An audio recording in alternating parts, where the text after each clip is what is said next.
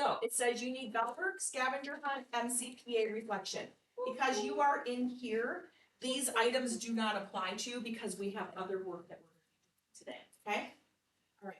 It says, look at the photo, the caption, and the example, then guess what the underlined word means, all right? So it says caption. So when it says caption, that means they're talking about the photo or the illustration or a diagram, all right? So it says she wrote down every conceivable idea for her story. She wrote down every conceivable idea for her story. Can you see the picture okay, you two? Okay. So if she's writing every conceivable idea for her story, what do you think that means? So look at the picture. What is she doing? She's like, she's doing a lot of what? Thinking. So she's thinking of every conceivable idea for her story. What do you think that means? Okay, so that's the caption to this picture. She's got a journal in front of her. So is she writing a story?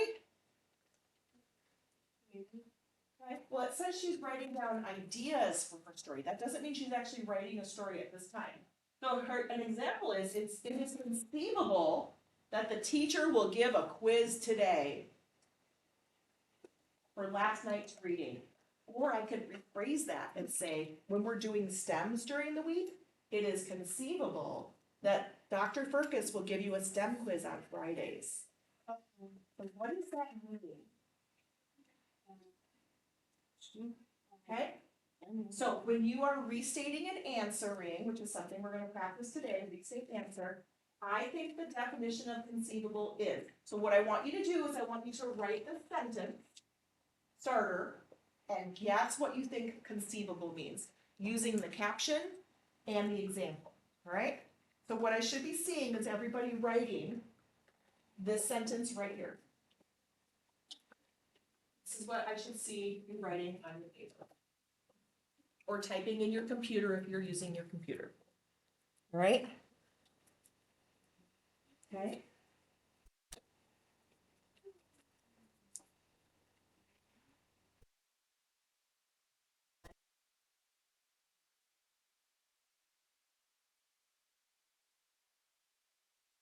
Okay, so when you're thinking of your definitions too, I want you to take the word that you chose or the phrase that you chose and replace conceivable in the sentence. Okay? So, who wants to give me an example or tell me what they wrote on their paper that they conceivable means? Xavier, what'd you put? Supportive? Okay, so she wrote down every supportive idea for her story. Does that make sense? Can you write down supportive ideas when you're writing a story? I think you could, right? Okay. Who else wants to share? Daisy? Believable. She wrote down every believable idea for her story. Okay, so she's writing a story. It doesn't sound like it's nonfiction. So does your story have to be believable? No? Okay, so I might think about that. It's a good word. I like it. But if she's thinking of writing a story, she's writing down every conceivable idea for her story. Anybody else want to guess? Yes, sir. Good idea for her story. Okay. So let's take that word good and put it in our second sentence. It is good that the teacher will give us a quiz today for last night's reading. It's good to get a quiz? No. Yes, it is. It's fun for us to test you. We took a whole class on it in college that said how to torture students. Give them tests. You believe me? Yeah. Okay. So it is conceivable. What? Okay. So conceivable can mean two different things, right? So you could say that she wrote down every good idea for her story, but conceivable is going to mean something different in here. So I'm not going to give you the answer till the end of class, though. Uh-oh. Am I mean? You're going to have to think about it the entire class. But that's okay. Our exit ticket today is going to be the answer to this statement, right? So what I need you to do is I need you to put your bell work away or put it aside. Man, I know. Oh man. put it aside because now we're gonna get into the fun stuff. Really excited about this lesson and I hope you are too. All right. With my clicker ones. All right. So what we are going to do today is we are going to review the race strategy. Okay, so when you guys, guess what? You have a big writing test coming up. The state of Arizona wants to see how well you write. Yes, sir. I did it. Today is Tuesday. What day is the test? Oh, it's in a couple of weeks. I don't have the exact date, Okay. but we're gonna practice before then, like today and tomorrow, okay?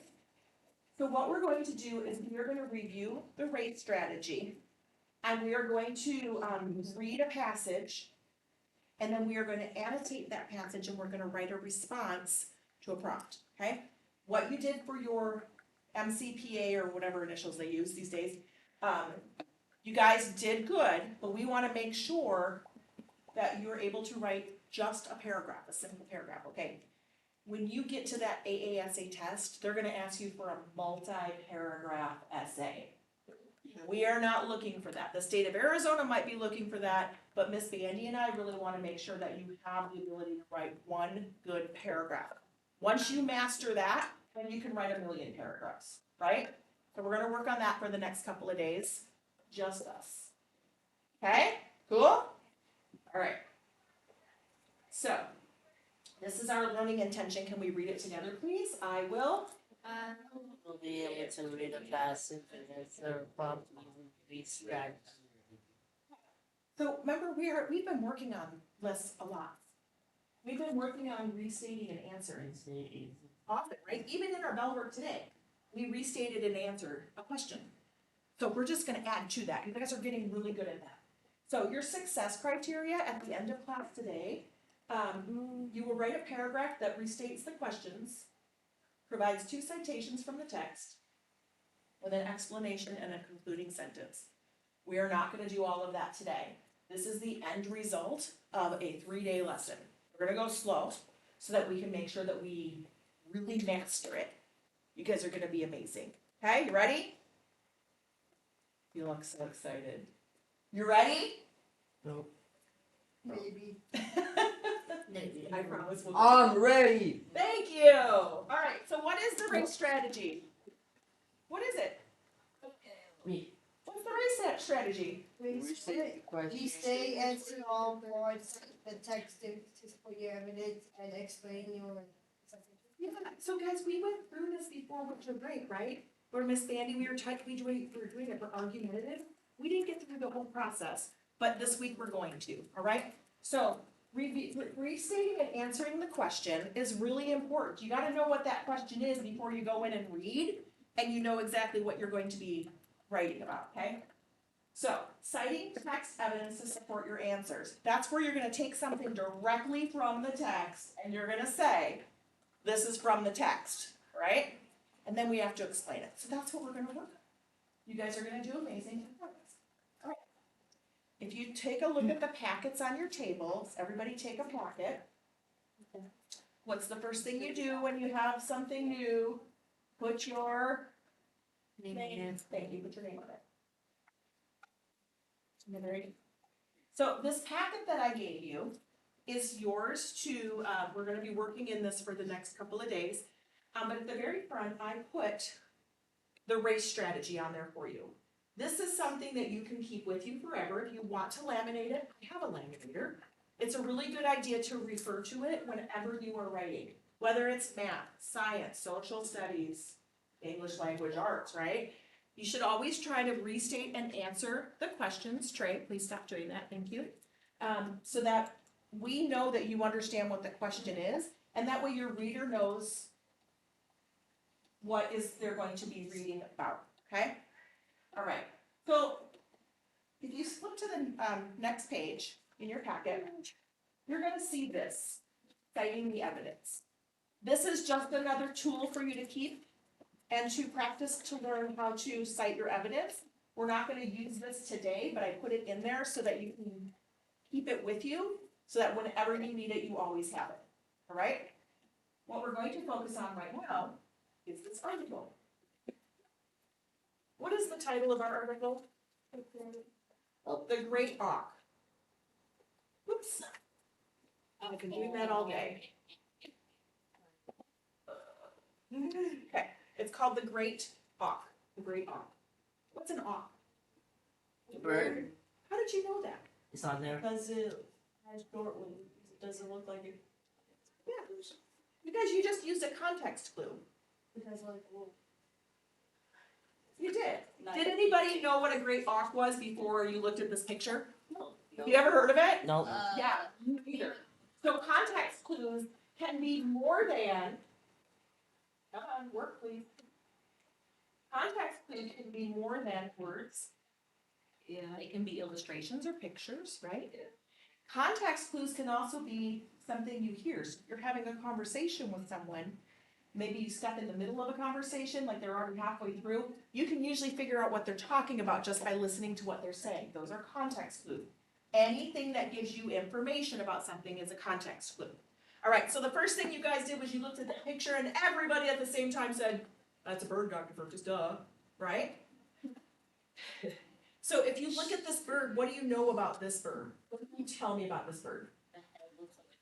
So sorry to interrupt. I have some students saying that people in this room have the scavenger hunt sheets from yesterday for their team. Trey had it. Okay, you can go ahead and look at that, guys, and while you're looking, I'm gonna continue with the lesson. All right, so you looked at that and it looks like the head of a dodo bird. What do we know about dodo birds? They're dead. They're extinct. What does extinct mean? He's on. Going forever. What are some other things that are extinct? Dinosaurs. Maybe you have a pet dinosaur? You do? What's your pet dinosaur's name? I do. What's your pet dinosaur's name? His name is. Oh, the at symbol? Interesting. All right, so just by looking at this context clue, you guys already figured out kind of what we're gonna be reading about, okay? So do we know what we're reading about yet? Not really, we haven't looked at it, but we know it's about this bird. And it has the head of a dodo bird, which is extinct. You guys are making predictions, I didn't even know that yet. All right, so while we are viewing this and reading this, the very first thing that you should do when you have to write an essay or a paragraph is you need to find out what you're going to be writing about. Uh-oh. So where do you think we're going to find that? Carol. Where are we going to find out what we need to write about? See, interesting. After.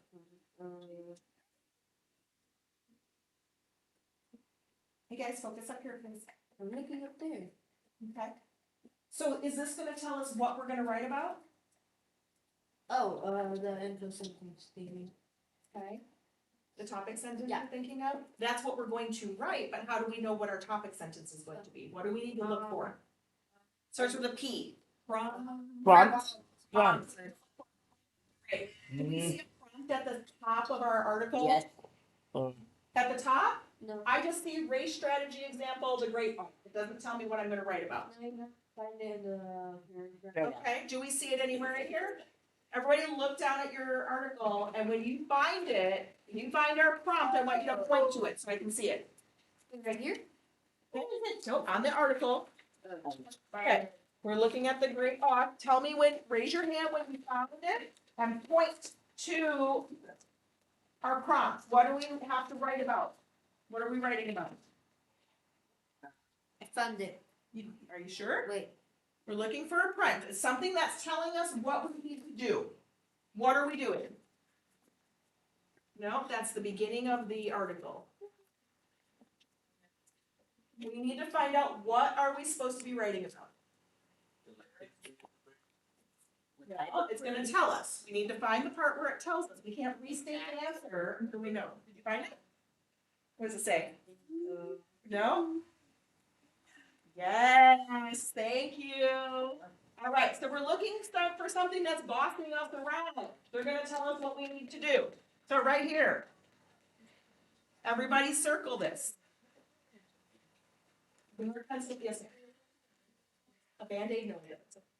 Okay, so you're circling this. Use the race strategy to explain how the great auk became extinct. Good job. So circle that. This is what they want us to write about. When you get to your AASA writing test, you're gonna need to look for that. It's probably gonna be like on that right-hand side above a box where you have to type everything, okay? If you're in science or social studies, it might be something your teacher puts on the board. You don't know, but you've gotta look, okay? So you're looking for the part that's bossing you around, that tells you what you're going to be doing. So in this case, what does our prompt say? It says, read it all together, use. Sit up, please, Xavier. I need everybody all at the same time, and you can look right down at your paper because you just circled it. Circle it. And it says, use the GRACE strategy to. Okay, so what are we gonna be writing about? A bird. How the great cloud became extinct. How it became extinct, okay? So we wanna find out why this dodo-looking bird no longer is here.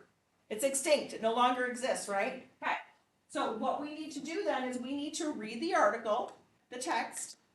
When you get to your AASA, just like the one you took for the district, there's gonna be several passages for you to read. We're gonna focus on one today, right? We need to read this and we need to find out why this bird no longer exists. All right, so the first thing that we do when we are annotating text is we need to number our paragraphs. When we go to cite our evidence, we need to know where we got it. So on your papers, take your pencil. How many paragraphs do we have? 3. 3 paragraphs? In the text? 2. The bottom is just an example of a paragraph, okay? Right, so 1, 2. How do you know that those are separate paragraphs? There's a space between, thank you, Daisy. What else? They have different topics, or they Okay, they're about different things. We don't know that because we haven't read it yet, but we can assume that because it's separate paragraphs. What else? Right?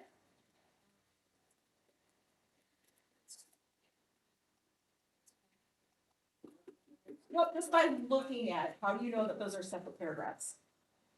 Just by looking at it. Okay, we talked about the space. Anything else? All right, I'm gonna show you. So when you are reading, you know that it's a separate paragraph because there is an indent. My turn, indent, your turn. Indent, my turn, indent, your turn. Indent. So when you indent, that means that you're moving that first first sentence in a little bit. That way you know it's a new sentence. So you need to remember that while you are writing as well. That's something that we need to work on with everybody, not just you guys. Okay?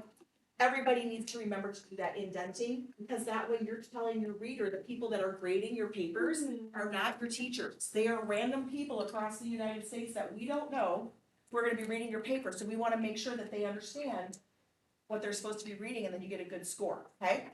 All right, so when we are reading an article and we are looking for information, every single time you read, it's a good idea to read 3 times.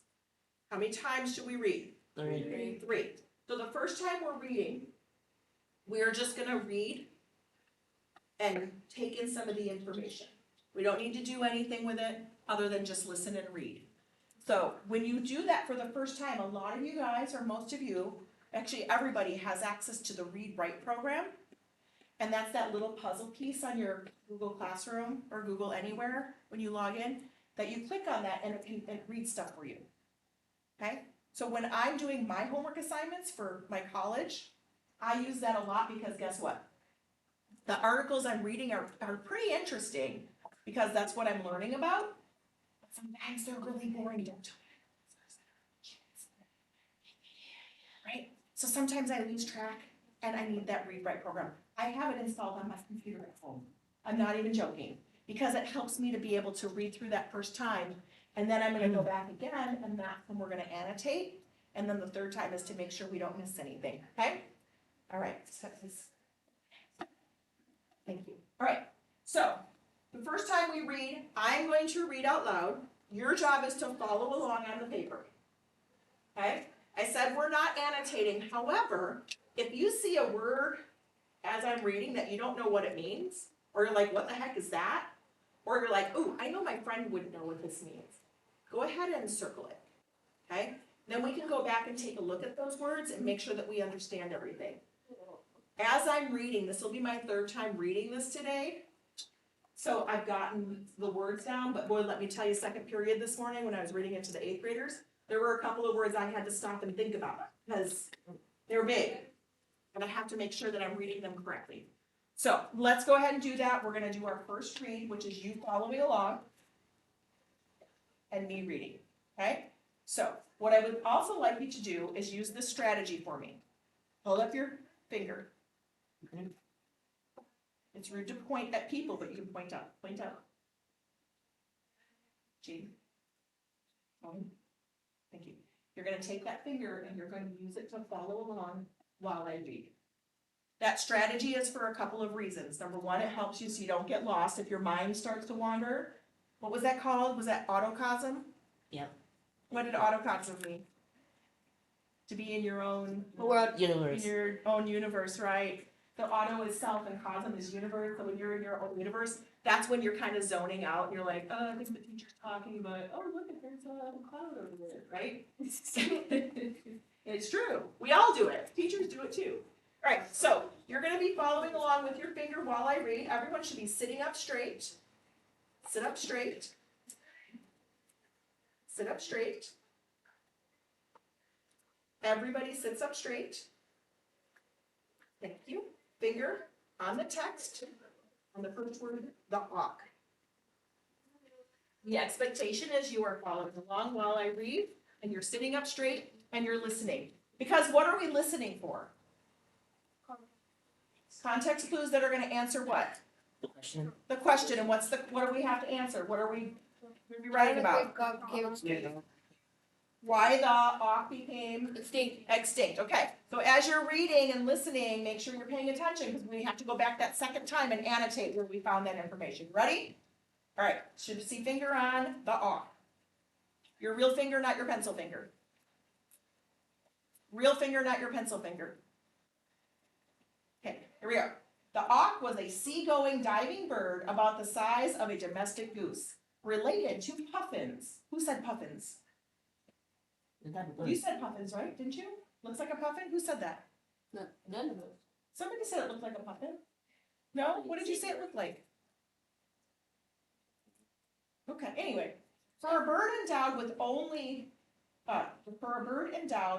with flipper-like wings, and therefore absolutely unable to fly, this species had an astounding geographic range.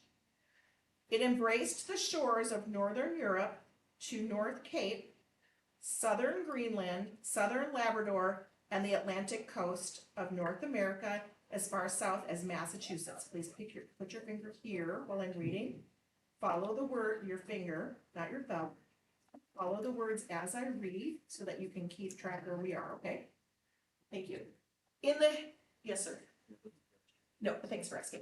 In the life history of this bird, a great tragedy was enacted in 1800 by sailors on Funk Island, where men were landed by a ship and spent several months slaughtering great auks and using their fat for oil. Please use your finger to follow along. Starting right here. This finger. This finger. Thank you. Ready? In this process, the bodies of the thousands of auks were burned as fuel. On Funk Island, a favorite breeding place, the great auk was exterminated in 1840 and in Iceland in 1844. Many natives enjoyed eating the bird and being easily captured, either on land or sea. The commercialism of its day soon obliterated the species. The last living specimen was seen in 1852, and the last dead one was picked up in Trinity Bay, Ireland in 1853. Poor birds. They ate them. Why could someone not just Do you think why they- is it cloning? Do you think they tasted like chicken? No,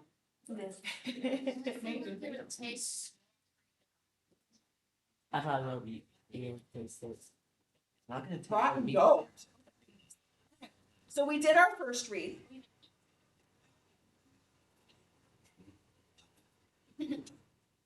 Sorry, miss.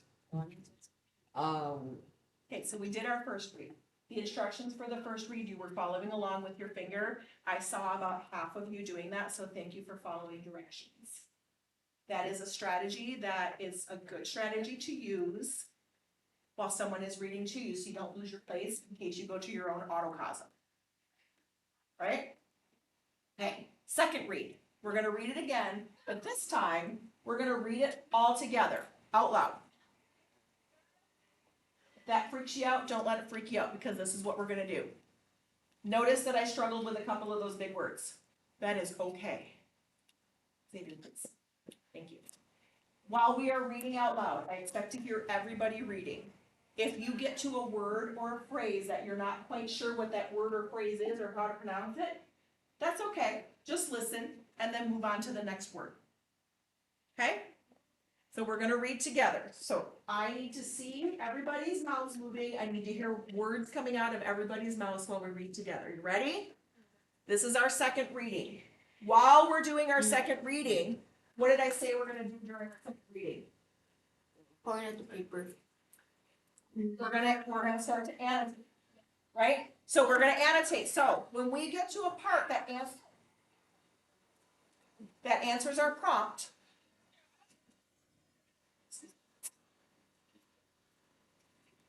The Lord there.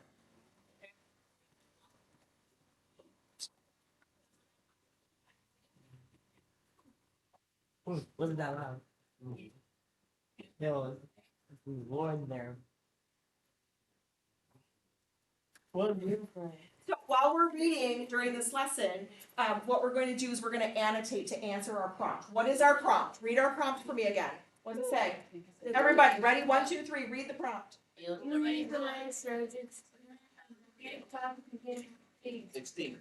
Okay, so I'm gonna read the first, or we're all gonna read the first paragraph.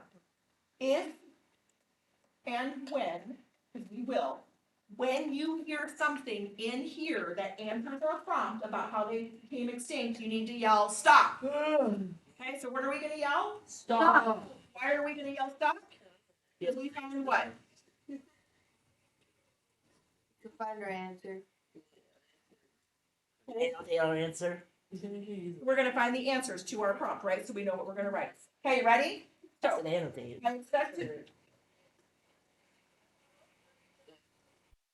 I expect to hear everybody reading along, and again, if you're not sure of how to read the word, just listen as we go past the word, okay? Ready? Finger should be on the first paragraph, the awk. Ready, set, go. The awk.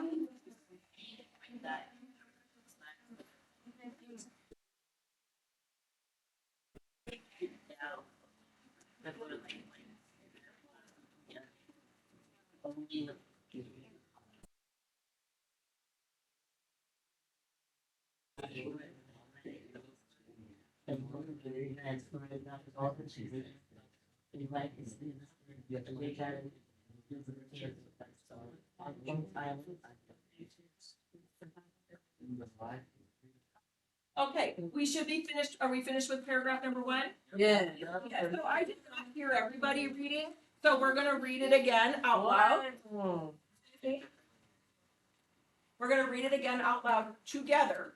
Use your finger to follow along, so in case you get to a word you're not sure of, you don't get lost.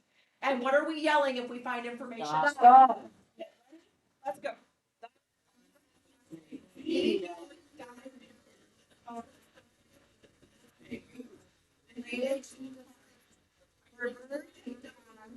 With liquid-like wings, were absolutely unable to fly.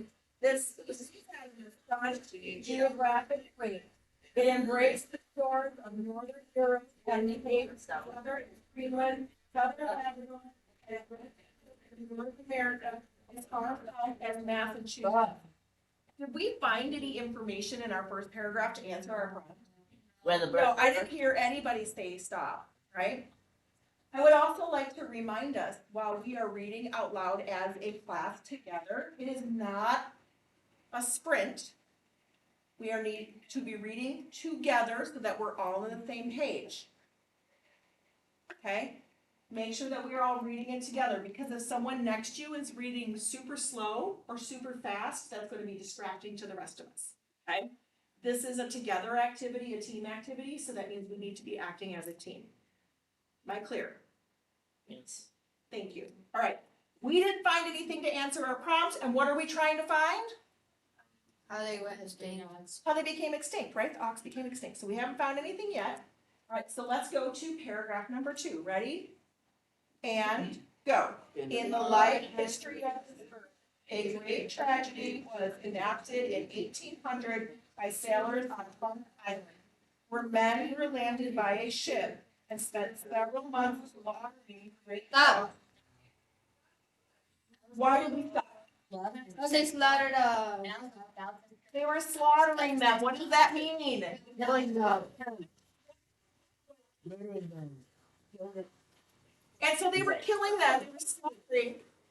They were slaughtering them. So that meant that they didn't just kill 1 or 2. That meant they killed how many? Okay. So take your pencil. We need to underline this, right? We're annotating that we're going to be able to use this for our essay. Okay. So who was slaughtering? The man. Yeah, sailors were landed by a ship and spent several months slaughtering great ox. And what did they do with them? Oil, They used them to burn them, yeah, energy, for oil. So I should see everybody underlining. Okay, I underlined it on the board, so if you could look at the board and see what I underlined. James, please, thank you. Okay. That's one piece of evidence. So we know that the ox are extinct partially because they slaughtered them and used them to burn oil. Like, they use them for oil. I wonder how they got the oil. I don't know. Anyway, should be all right. Next sentence. Ready? In this process, and go. Thousands of ox were burned using their fat for oil. Okay. Were burned as fuel. On Funk Island, a favorite green place, the great ox was exterminated in 1840 and in Iceland in 1844. Many natives. Stop that. Thank you, Daisy. Stop. Daisy said to stop, so did Pablo. Why are we stopping? Cause the natives killed them. They killed them to do what? Yummy. You think they They probably So, we're gonna underline many natives enjoying eating the bird. And they were easily captured. I didn't want that part. Okay? So they were easily captured and so they could eat them. Now think about this. What do we know about Iceland? That's green. Very cool. What do they have on the ground there? Ice. Ice. No, that's green. That's Greenland. No, that's Greenland. Well, it's during the winter time. I just feel the same Well, you didn't look over I think here. it's harder. So look at my map over here. This is Greenland. This is Iceland, right? Massachusetts is up here. Oh. So these ox were all in like this area here. All right? It also said they went down to Ireland, which is here. Where is Greenland? Right there on my Denmark. Is it at the top or the middle? Top. It's at the top. And what do we know about the top of our It's cold. Earth? It's really cold, right? It's where the North Pole is, where Santa lives with his 8 tiny reindeer, and it snows year round. Have you not seen Venom? But you're like, No, I haven't watched it yet. Don't give me the answer. I am waiting to watch it. they're bigger than that. It's- Quiet. Ooh, Not small. don't be a Quiet. spoiler. I haven't watched it yet. Shut up, Ryan. So Iceland and Greenland, right? So probably, I'm gonna guess, do you think they had a lot of resources for food? Nope. No They were berries deer. and apple? Probably not. So they probably ate them because they were really hungry. Okay, so did we find examples why they're extinct. How many? 3. How many examples did we find why they're extinct? 3. Two? Three? Okay, Trey, can you tell us what the three are? Sailors of Punk Island spent several months slaughtering great auks and using their fat for oil, Okay, so that's one. and many natives enjoy eating the bird. So that's two. Do we have a third? No, I think we only have the two, okay? All right, so that's fine. We only need two. You found what? Yes, sit up. The Great Exterminate in 1840. Exterminated. So I can see why we might think that that's a way that they were, became extinct. But I think they were exterminated by people eating them and using them for oil. So I think it was just kind of like a wrap up, like they're all exterminated, they're all gone, right? So if you call an exterminator, you're getting rid of everything. So I can see why you said that but they're not going in at the end, like we exterminate for cockroaches and termites, right? And you just go over and do big one sweep and hope that they all get poisoned and die. They didn't do that with the ox, it was kind of a little bit more gradual, right? So we do have the two. We are fine with just two. If we found a third in here, we would definitely underline it, but we only need two right now. Yes, sir. No, but thanks for asking. All right. So the next part is we need to figure out what we're gonna write for our prompt, right? We need to restate and answer our question. So let's take another look at the prompt now that we found our answers. And let's see what we can do to restate an answer.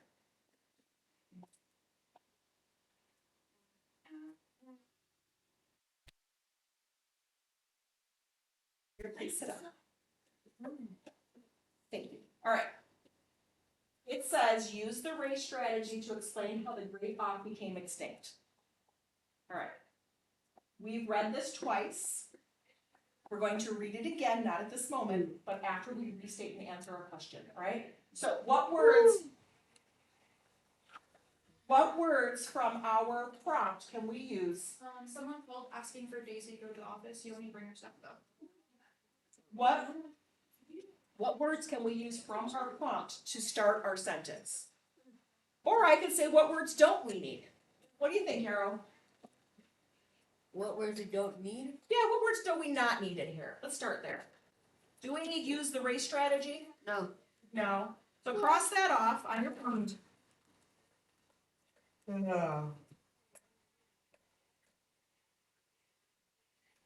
Okay, everybody cross that off on your prompt. I should see pencils moving on your papers. On the prompt. Okay. What do we have left? Yarrow.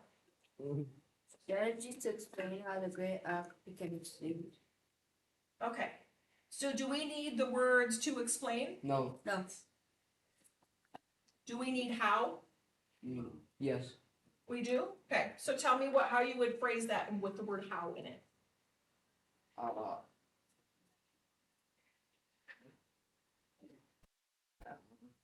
Because I think right now, I can see why you said that. It says how the great auk became extinct, but that's not really giving us a topic sentence. We need to restate an answer, right? So restating would say, we can even take that how off. We can start with the great auk became extinct, all right? The great auk became extinct, and then we're gonna say by who was the cause of the great auk becoming extinct? Humans and natives. Humans or natives. I think. Yeah. So the natives, when they say the word native, they mean the people that lived there. Human is a more general term where it could be anybody in the whole entire world, right? Anyone that is human. All right, awesome. So let's take a look because they've already given us an example. They've already given us an example of what a good paragraph would look like, okay? So they have given it to you. and we are gonna take a look.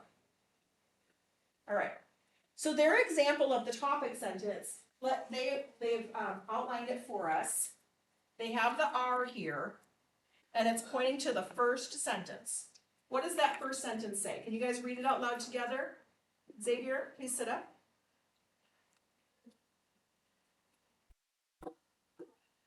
Nobody knows how to read the first word, it's the. The great ox became extinct in the same The number of ways, period, stop, just the first sentence, because this is our restating, okay? So they said, did they use part of this? They used the great auk became extinct.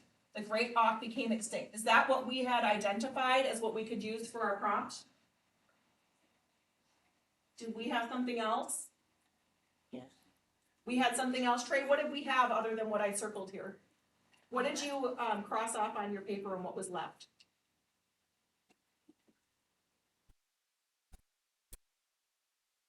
Use the stats to explain. Okay, so we crossed off, use the raised strategy to explain how, and that left what? The great auk became extinct. Okay, so this is where we're gonna start our restating. We're gonna use the words from the prompt. And so they did that, right? It says the great auk became extinct. Does this match this? Yes. Absolutely it does. So they restated and kind of answered. They said in a number of ways. They didn't say 2 ways, they said a number of ways. Because there could have been more ways that helped become extinct, but they didn't really write about it in here. We only just have those 2, okay? All right. Then they answered it. So restate, answer. Now we need to tell why they did that, or how it happened, or however we're going to address that. So they said sailors who landed in Funk Island burned them as fuel, and natives ate them. Okay? They burned them as fuel, and natives ate them. Right? Those were our 2 things that we identified in our text. They just combined it into one sentence, all right? So, restating, the great auk became extinct in a number of ways. Sailors who landed on Funk Island burned them as fuel and natives ate them. All right, so that's our restate and answer. We took information from the prompt, we read the text, and we found 2 ways that they became extinct. So that was our answer. Those were the 2 ways. Now we need to cite the evidence. Citing the evidence means that you go directly into the text and you're going to tell what the text said. We found 2 things, right? They used this sentence starter according to the text, comma. According to the text. If you go back to that second page that I gave you that looks like that, you'll notice it's on here. This is how we're citing the text. We're letting everybody know that the information we're about to give comes directly from the text, okay? So according to the text. All right. So, before we go any further, we are going to finish annotating their response tomorrow, and then we're going to practice together on a new article, okay? So please take out your exit tickets. While you're taking out your exit tickets, did we read an article, yes or no? Yes. Yes. Did we identify the prompt, yes or no? Yes. Yes. Did we identify restating and answering the prompt, yes or no? Yes. Great. So did we write a paragraph? No, it's because remember I said we're not gonna do that today, we're gonna do that tomorrow and the next day. Alright, so your exit ticket for today, remember we had. Alright, hold on. Where'd it go? There we go. Alright, the word that we had at the beginning of class was what? Come. Conceivable. So you guys made a guess at what you thought conceivable meant, right? So here is your answer. You are going to copy the word and the definition. So the word is conceivable.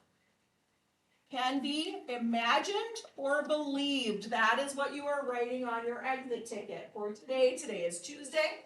So copy the word and the definition. Conceivable means what? Can be imagined or believed, right? So when she was writing, everything she could imagine about her story. And the other example was about this teacher giving the test on Friday. I would believe that a teacher would give a test on Friday, right? We have our STEM quizzes every Friday. All right, when you are finished, please make sure that you put everything away. Your packets that we were working on stay in the center. Yep, please put them in the center so that we don't lose them, so we have them for tomorrow. Yeah. All right, great job, you guys. Thank you so much.